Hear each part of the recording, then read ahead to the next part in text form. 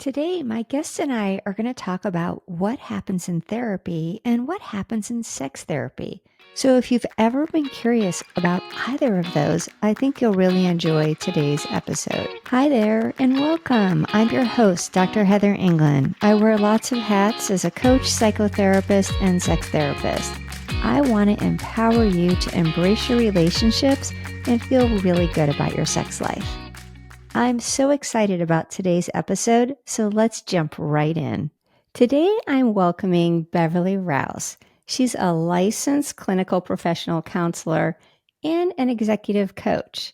Bev and I were classmates at West Point years ago, and we have enjoyed also hanging out on girls' trips. So I know Beverly from school and from a personal standpoint, and we've had some really good conversations about our professional lives. She has a very impressive background, and I want to roll right into her bio, which I'm going to read because it's pretty deep. Bev owns Empowering Insight, a clinical therapy and coaching practice. She's also a requirements analyst for the Department of Defense in the Defense Language and National Security Education Office. She graduated from the United States Military Academy at West Point in the 5th class, which included women. And she served for 29 years in the Army before retiring as a lieutenant colonel. That is so cool. Bev is a lifelong learner, which I love, and she's earned multiple graduate degrees and also a certificate in sexual health from the University of Michigan. She's a certified coach, and she's working towards certification as a sex therapist. She's a wife, mom, grandmother, and a super athlete. She's an avid reader and knitter, and she's passionate about tennis, riding her Peloton, and competing in triathlons. So welcome, Bev. That is Thank you so much. that's such an impressive resume. Oh my gosh, you have done so much. It sounds like a lot, doesn't it? But it is a lot, but you're a busy person with a lot of energy. Yes, I am. Can you help the listeners to understand a little about your journey? I think you wear a lot of hats in your life. You do a lot of things. So, can you Mhm. kind of walk people through your journey through life so they feel like they get to know the real you a little more than just the bio?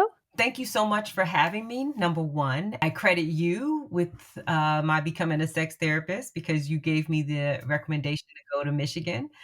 About me, whew, it does sound like a lot, but I say my military career was my first career. And when that even was kind of a roller coaster thing because I ended up going into the reserves, and the reserves gave me the freedom to learn a little bit more about what the world looks like outside of the military.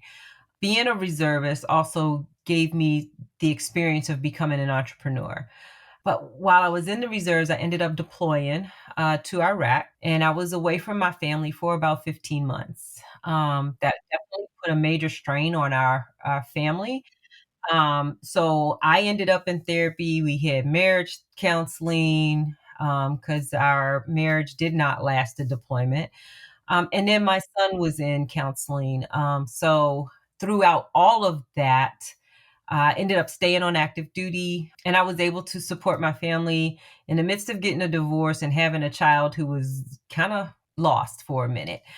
And therapy actually helped me get through it. So I was like, I would love to help someone else manage that process and potentially maybe not be in a situation I found myself in, being unable to communicate with my husband and all that goes with trying to keep a relationship together and keeping your sanity when your kids are all over the place, right? That's when I went to graduate school to become a therapist. Actually, I went to do a PhD program, but realized that I did not like the subject I was studying. So switched over to counseling, which was much more something that was up my alley, and just had some really good opportunities. My last year of active duty, my boss, Colonel, asked me what I needed, and I said, "Hey, I need a day off a week." So I was like, I had to get my internship done. And so I had to leave. So he was like, okay, just take one day of leave a week, not a Friday or a Monday. No problem. So I just took off one Thursday every week and got my internship hours done so I could at least get my degree and retire in the same year. So I did that, Okay, and wait. I ended up, yeah, We I'm have to sorry. back up here for a sec because holy cow. So, for many people that really don't know much about the military, if I understand you correctly, you're deployed in Iraq, okay? Mhm, And your marriage has fallen apart while you're mhm. gone that year. Yes. Holy cow. Yeah. That had to be incredibly stressful. It was. We had our chaplain actually said to us, "If your marriage is good, you're gonna struggle. If your marriage is struggling, you're gonna struggle." So, I didn't realize how much of a challenge it was going to be the mother who is deployed. I didn't realize how much it was going to affect me as well because, if you're really not communicating well and then you all the way across the country, across the continent from someone and your time schedule's off and you're not going to see them for 6 months and then there are things going on with your kids and it was just a lot. It was a lot. And I can't I am imagine. I can't thankful. imagine the tug on your heart too as a mom, Oh, thinking absolutely, about your absolutely. son But and I will say this, I had a community of friends and family who kept my kids. I have an amazing bond with these families today, and I'm not gonna say just women, it's women, but it was the family unit. Like, if my son needed to go down the street, he could go down the street and he could hang out with the Wades, or he could hang out with the Eves, or my friend Felicia was cooking dinner every Friday night, and so they could go down there. And I had a rotation amongst my friends, like, okay, who's gonna have them this weekend and who's gonna have them this weekend. So I made up a little calendar of people who they knew, their friends' families came through. Like my youngest son, his best friend is a young lady named Sydney, and her mom, Maureen. They, like, if Matthew was going through whatever, it's like, oh, come on over here, Matt, and they are still friends to this day. My kids still have friends to this day who were their friends when I deployed.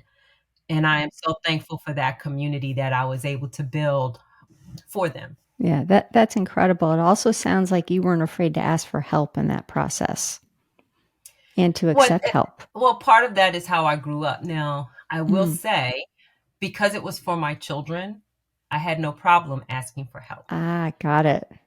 I had a challenge asking for help for myself. Mhm. When I came back Isn't from that the deployment, truth, right? yes.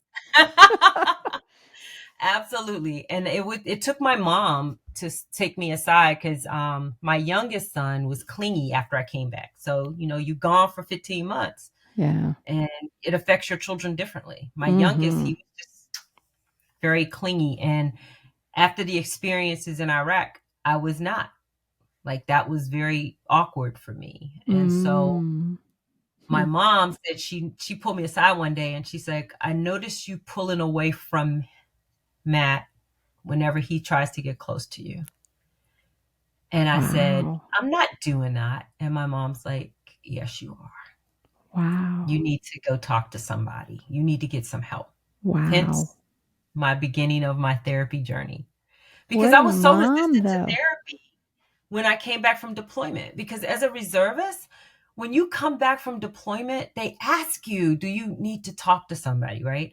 But if you say yes, that Mhm. means you're going to be away much longer.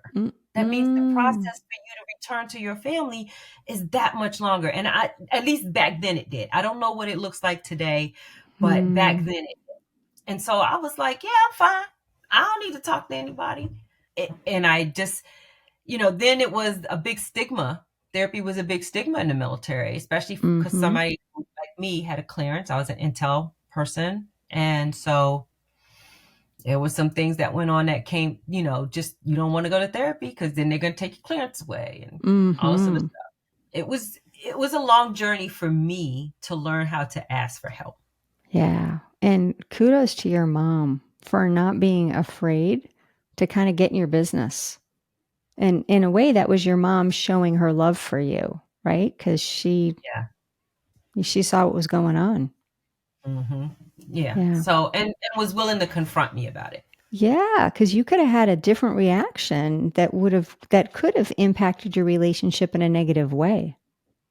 Well, yeah, and like I think it did in the fact that my ex-husband mentioned it, and I was just like, "Yeah, you're full of shit," and whatever. But Usually, usually ex-husbands are full of shit, or ex-wives. or ex-wives. Sorry. But yeah, so I mean, but that was also a factor as far as our communication. So Yeah. that just showed up there. The other thing I think it's important for listeners that aren't familiar with the military is you use the word leave. Well, leave is vacation. So Yeah. essentially, your boss, right, let Hmm. you take off 1 day a week of vacation that you had Hmm. earned Hmm. to do your master's degree in counseling, Absolutely. and that Yeah. enabled you to get through it. Yes, it would enable me to meet the requirements for the to get my master's. So yes, Wow. yeah, I was blessed. I swear I am the learning how to ask for help has helped me along this entire journey. To say that hey, I need this, and not being scared to let people know that there's something that I may need from them, or scared of the no. Right? We all get scared of, Mm-hmm. oh, they're just going to tell me no. Well, that's the Mm-hmm. worst that could happen, but they could tell me yes. Right, but you're spot on because most people fear that rejection that, oh, they're going to say no.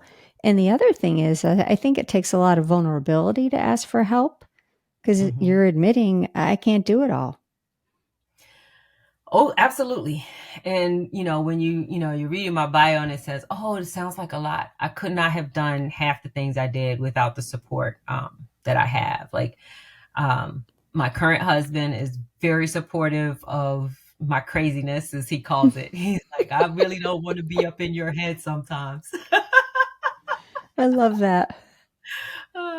So, when I started the triathlon journey, he was just like, "Don't drink all that Kool-Aid." I drank it all. So,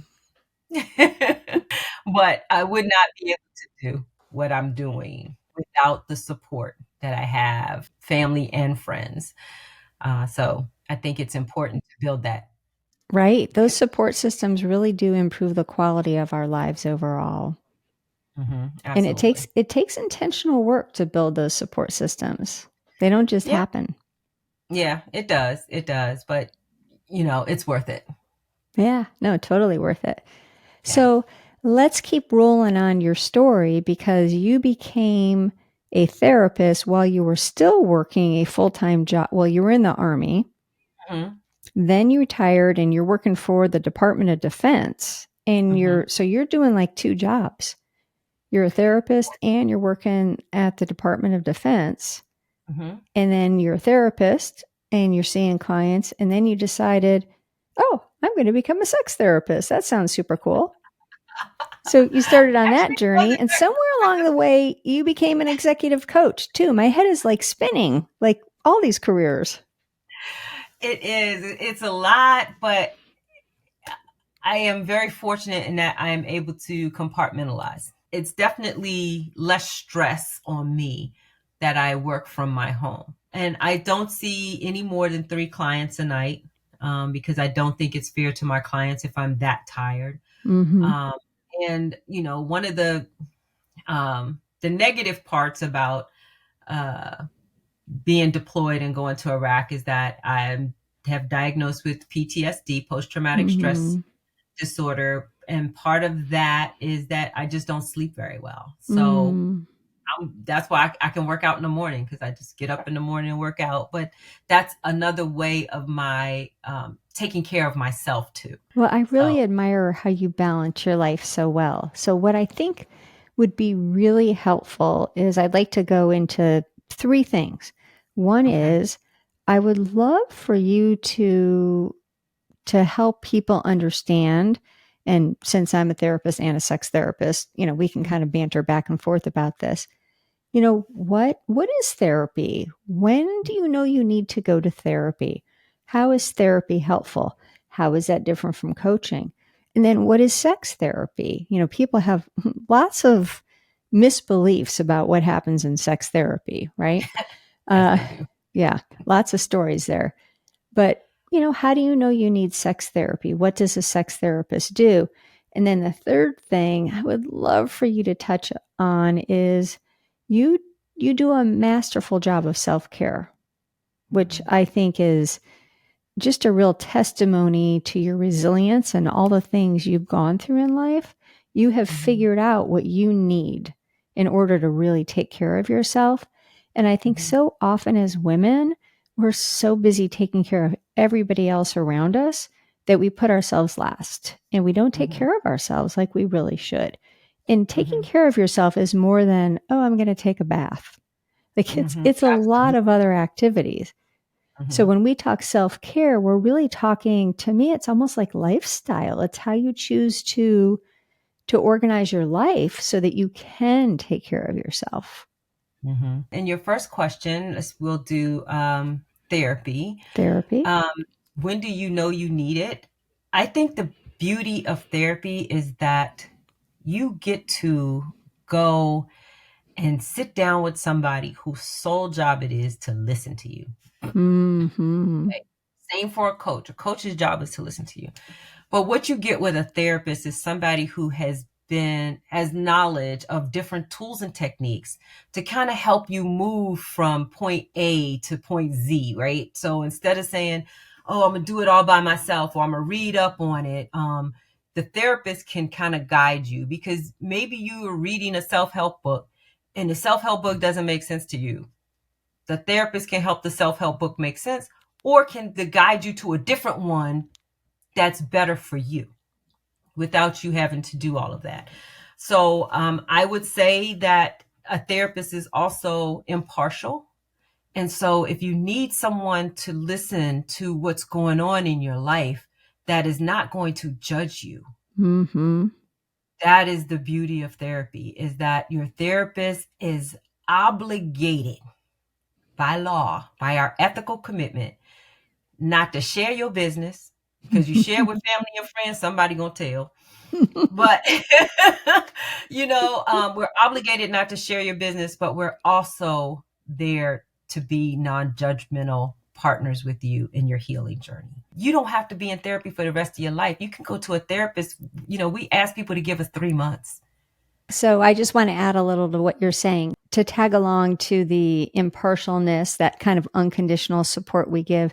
I think we validate our clients, right? Yes. So if they're in a really difficult spot, therapists validate, oh, yeah, that sounds really rough. I can't imagine Mhm. what it's like for you to have to be going through this. And just that validation can Mhm. make people realize, oh, it's not me.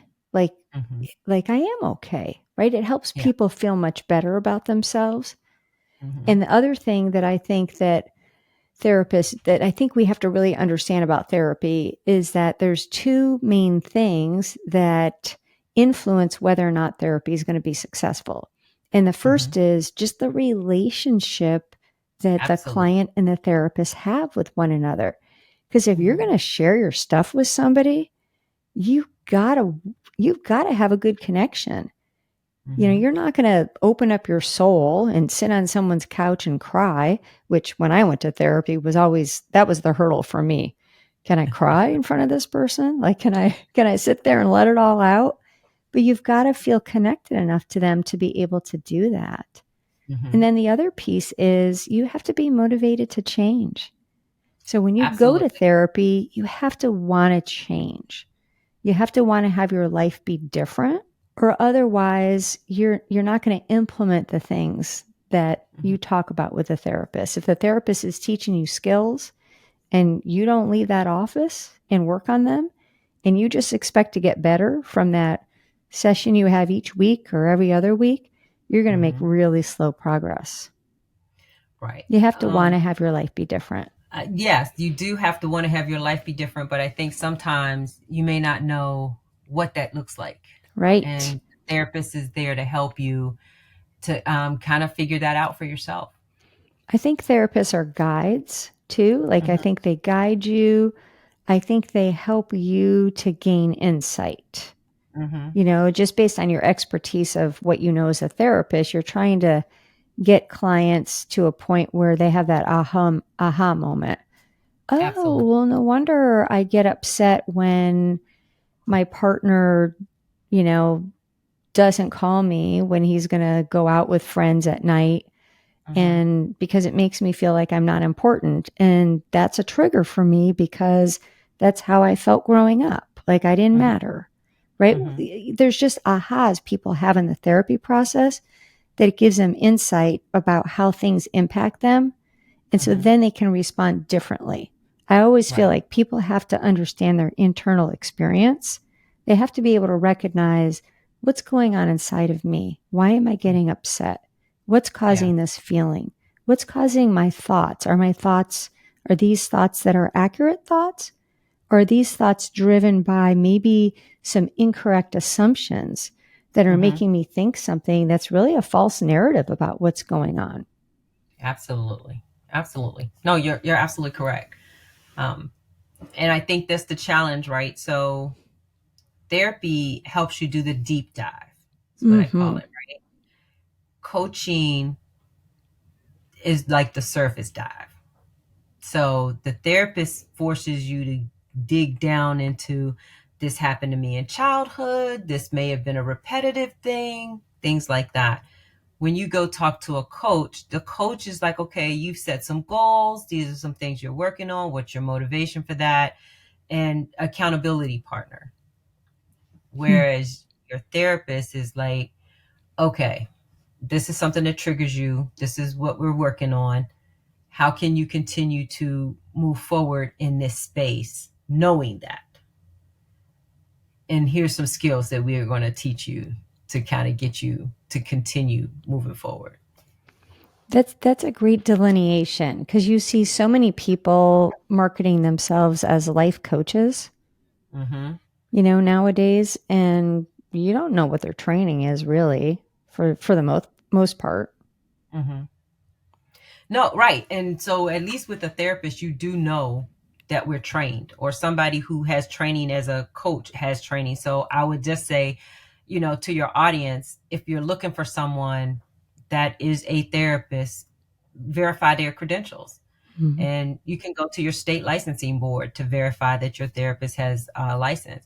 And also not to be scared to say no. Like, you're interviewing your therapist really to say, Mhm. okay, match.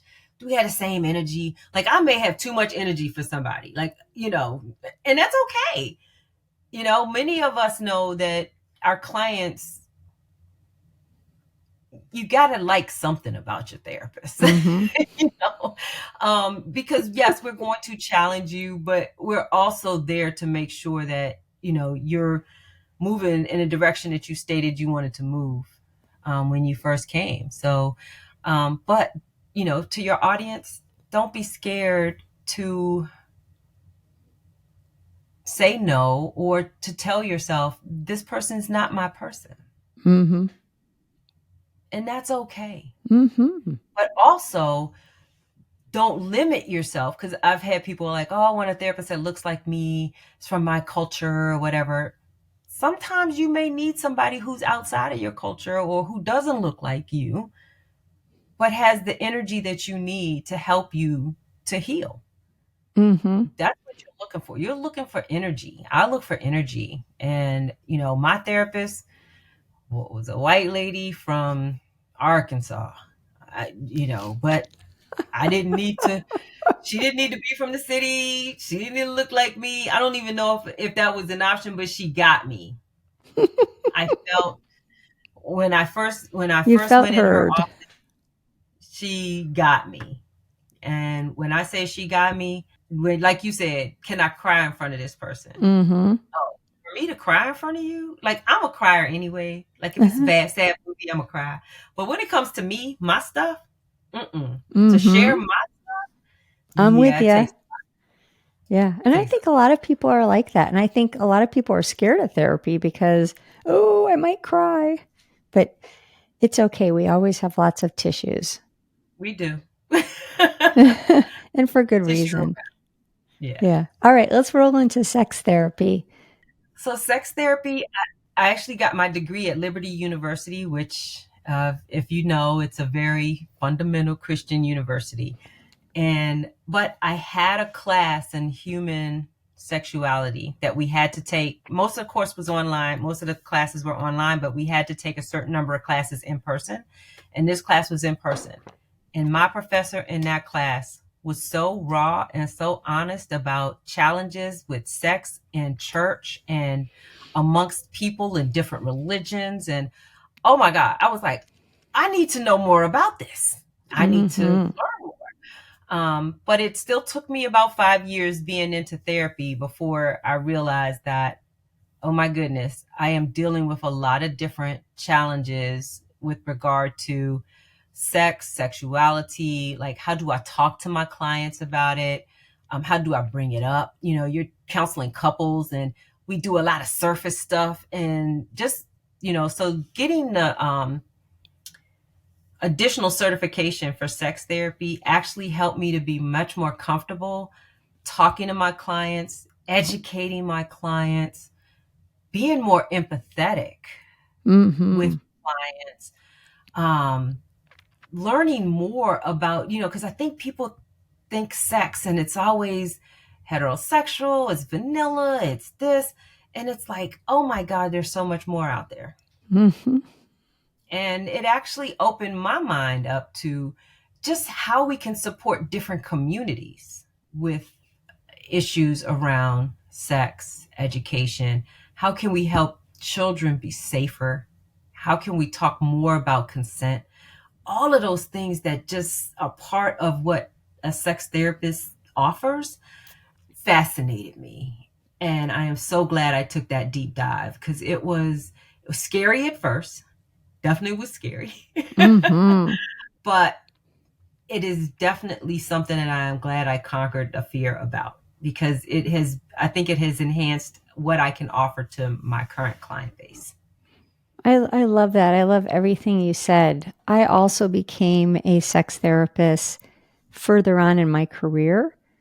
And when I went to Michigan and sat in that first class with all of my classmates, I just felt like this middle aged white lady that was square and like knew nothing compared to all these other people in the room that were so much more aware and so much more progressive.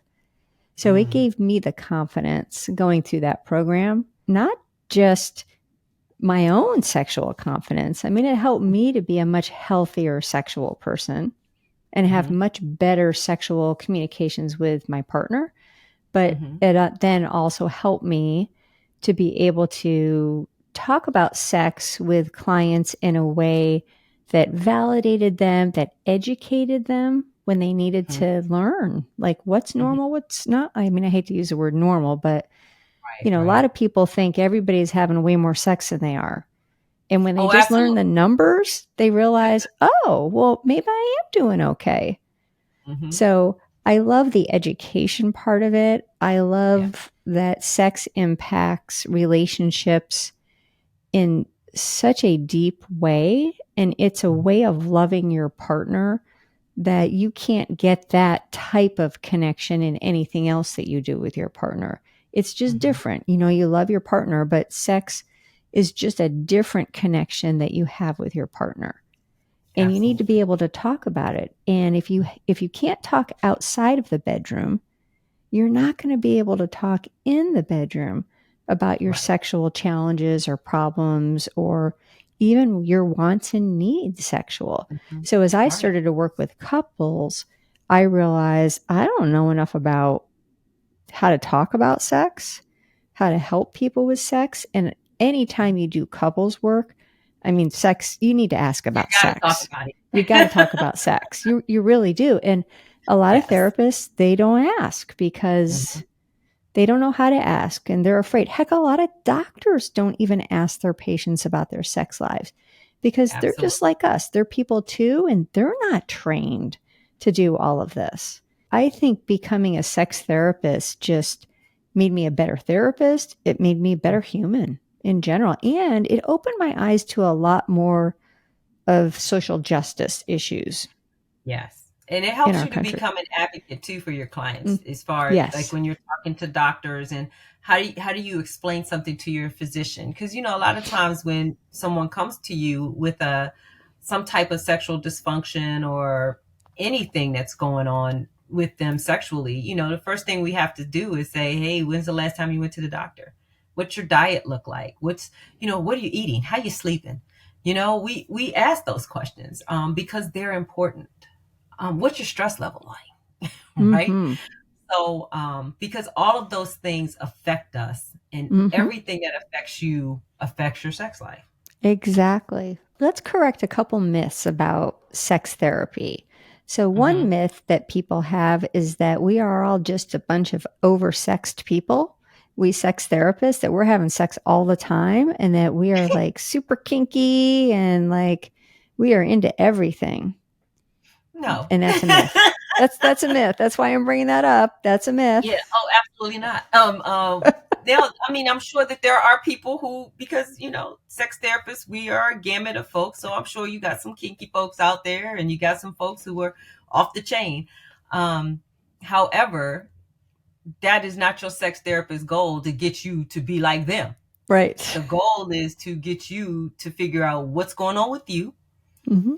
what's going on in your relationships, and how you can improve it, how you can change something, or how you don't change something. And it's all about all, you know, many of us are really educators because for the Mm-hmm. first time, I think when we start talking about sex therapy with our clients, and we're just like, even if the smallest thing as a massage is to incorporate massage into your intimate time, or Mm-hmm. the fact that sex is not just penetrative. Right. Oh my gosh. So Yes. just we are educators. So, Mm-hmm. and educators for correctness, right? Like, you know, I'll hear people be like, "Oh, my private time." I'm like, "Well, what is that? Explain it to me. What does that mean?" Because we don't make assumptions. Mm-hmm. The beauty of it is that I'm not judging you. You can come and tell me that you're the kinkiest person in the world, and I'm like, "Okay, how's that helping you over here?" Yeah, and there's a real permission giving in that too. Yeah. Like, you have permission to live your life the way you want to live it. Yeah. And And when you it's like I give my clients permission to correct me too. mhm. Like if you tell me something and I make an assumption about what you said and I'm wrong, I'm giving you permission to correct me. And how many times do we get that? Mhm. Right? So, Yeah. Okay, so another myth that people have is, or maybe this is more a misunderstanding, is I think some people think we as sex therapists are actually showing people how to have sex, or we're touching them, or we're actually getting involved in some type of sexual act with our clients. And I know in my absolutely not. state we definitely don't do that. Absolutely not. That's not on the state exam. Nor is it ethically should is not part of the ethics that we sign up for. In no way am I touching anybody other than the person I need to be touching. Right. And now I think in some states, like I think in California, you Hmm. can be something. I don't know what it's called. If it's a sex But that's a coach. different specialty. There are some sex therapists out there who are licensed in how to help people do certain things. And that may be for a certain community of folks, right? Like for if you're in a disabled community, I may have to help, you know, someone who has as a quadriplegic, their aide may have to help them get in position to do certain things. I'm not certified for that. There's somebody who may be certified to assist. Right. Did you ever see the show Sex, Love, and Goop? Yes. So I think that show made a lot of people think we Yeah. we get naked in front of our clients. We touch them. We teach them how to have an orgasm in front of us and all those kinds of things. But that's not what we Yeah. do in our therapy office. We talk. But that's the problem too, right? In the fact that when people are resistant to talking about sex, it's because, oh, they think it's something like that, right? Like, Mm-hmm. oh, it's going to automatically turn into, we're going to get naked and do something. Absolutely Exactly. not. Because that We would be want to make sure scarier than they're safe. heck to think I'm going to go to this sex therapist and they're going to shove their fingers up me so I can learn how to have an orgasm. Oh my gosh. Yeah. Mm-mm. Yeah. I would be absolutely terrified if that's something that would happen. But I mean, I can understand why people would think that, but hopefully we're dispelling that myth today. Yeah. Which is why I wanted to ask that question. Now, we talk about sex, we may show diagrams. I have taught clients verbally Mhm, how to have oral sex when they mhm. don't know what to do. Right. I've given them resources to try to learn. I've shown them little models that show them what the clitoris looks like and what parts you need to touch and how all the nerves are connected in your pelvic region. Right. But Yeah. that's So it's different like I from said, getting naked. it's about education. Mm-hmm. And when you're in the classroom, you're in the classroom. And so if they look at sex therapy as this is part of being in a classroom, that's what we do. Well, thank you for walking through that, the differences between therapy and sex therapy, because I think there is a big difference. And I think Mhm. many people are scared of therapy or of sex therapy.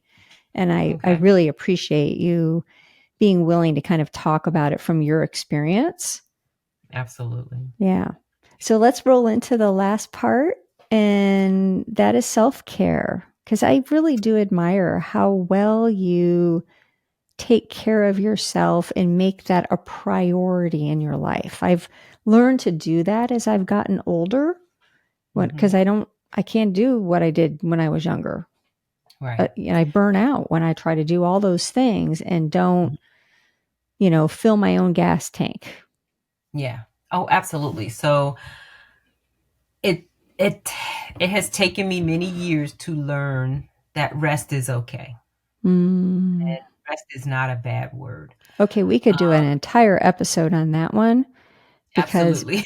many of us feel we have to be productive in order to be valuable. Right. And But yep, so rest is so important. rest is very important. And it's still something I'm working on, because I do, like, if I'm sitting, I'm not sitting. I'm sitting, I'm knitting, I'm reading, or, that's just who I am. But for me, relaxing with a glass of wine and a good book, that's Mm. like nirvana, right? There are days when it's just an overwhelming day and I may need to just decompress. And I give myself permission to have that moment, have my glass of wine, read a couple chapters of a book, and then take myself to bed. I just believe that I am not fully me if I'm not able to do those things. And the workout part is just the working out. It's to keep me busy. It's to keep me active, keep me doing, because I do want to live a pretty long life if I can. Well, and as long as my body is able to, let me do what I can. Because there's Mm-hmm. going to come a day when it's not able to do all those things. Mm. But does the working out feel good to you too? Not when I start. It takes a Yep. lot. It takes a lot for me to get out that bed some days and go to the pool. I'm telling you, I'm not gonna lie. But once it's done, I mean, I feel amazing. I feel like alive. I feel like my whole day is gonna be great. I just feel much better after I exercise. And I do encourage many of my clients to at least get some walking in, get that oxygen in, to do something. So I do believe that it also helps us not to focus so much on the negative things in our lives. So if Mm. I'm going to swim and I'm hurting, I'm focusing on my pain. I ain't focusing on life outside of being in the pool or going on a run. I'm focusing on what's going on in that moment with me. And it's all about me in that time period. So, Well, and being present like that that's a skill, to do mhm, that. And we don't have a lot of other opportunities in our life where we really are present because we're so right. distracted with all the things we have to do in our life and get done, and our thoughts are all over the place. So when you can actually just be present, it is very relaxing. Yeah, absolutely. And especially when you can take a minute to focus on yourself. Mm-hmm. And I always encourage folks to, 15, 20 minutes, just be selfish. And out of a 24-hour day, that's nothing. Mm-hmm. So do something that's just selfishly for you, not for anybody else, just for you. I love that. Mm. Well, I think we did it, Bev. I think we got through all the things today, and it was just wonderful to have this conversation with you. Oh, I totally appreciate you, Heather. Well, I appreciate you. Thanks so much for being a guest. And in the show notes, we'll include ways for people to get in touch with you. All right. Well, thanks so much, Bev. I wish you Thank a you. fabulous rest of your day, and go do some All self right. care. I'm going to go do that. Maybe a glass of wine? All right. Bye bye. Thanks for joining me for today's episode. If you found this episode valuable, please subscribe, share the podcast with a friend that might enjoy it, and leave a positive review. And if you have time, I'd really appreciate your thoughts on what topics you'd like to see more of this year. You can do that through the link in the show notes. Until next time, my wish for you is to create fabulous relationships and live your best life and feel empowered to have the type of sex life you really want.